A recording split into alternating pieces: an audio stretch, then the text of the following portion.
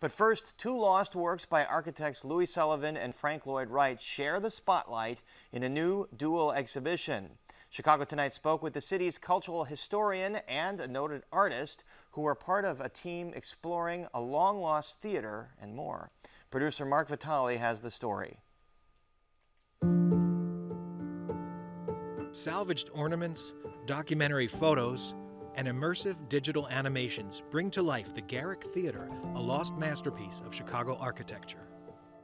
The Garrick opened as the Schiller Theater Building in 1892, 1 year before the Chicago World's Fair.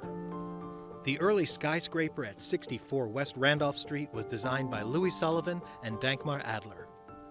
In creating the show, certainly there's going to be interest from the people who really are into architecture and architectural history. But we really wanted to tell more of a broad story.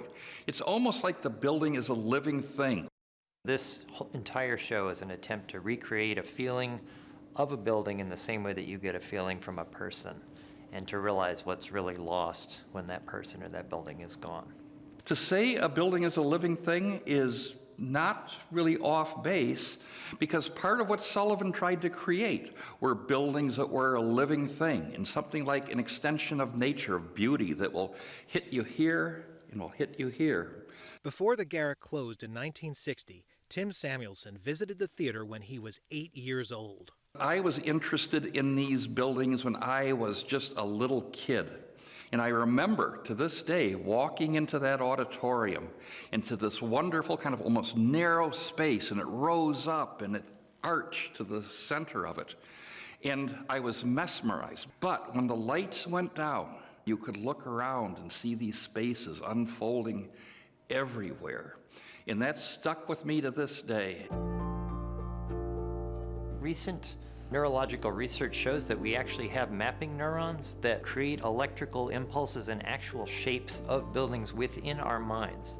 As we get to know a building, we actually have little tiny models of reality and of buildings and spaces that we frequent in our brains, and they affect our memories and our experiences of the world.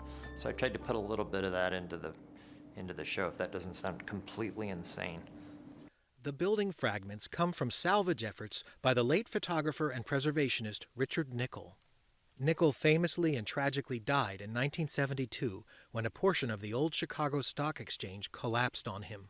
Of the original objects in this exhibit, every one of them came from Richard Nichol himself or was part of the salvage effort, which he led with John Vinci, David Norris. These were the team that were actually chipping these things out of the building. Most of the pieces that we have in here that are original came from something that Richard Nichol had. In fact, Richard Nichol, when he was alive, he realized my interest in architecture in these buildings, and he gave me many of them. In this two-part exhibition, a separate gallery looks at the life and death of Lloyd Wright's Larkin Administration Building in Buffalo, New York.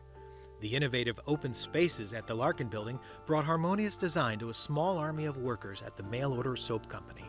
What you have here is the story of two buildings, and they both share being created by architects who are passionate about creating buildings that were of beauty, utility, and ones that would impact you in the heart and your experience, just like you'd experience something in nature.